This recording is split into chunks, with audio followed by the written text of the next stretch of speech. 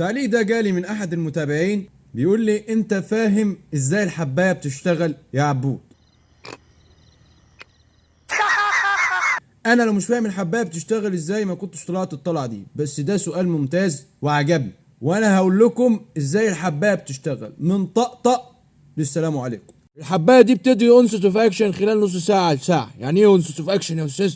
يعني بتدي اول ظهور لتاثير المسكن خلال نص ساعه لساعه. وديوريشن اوف اكشن 6 ساعات، يعني بتفضل شغاله 6 ساعات.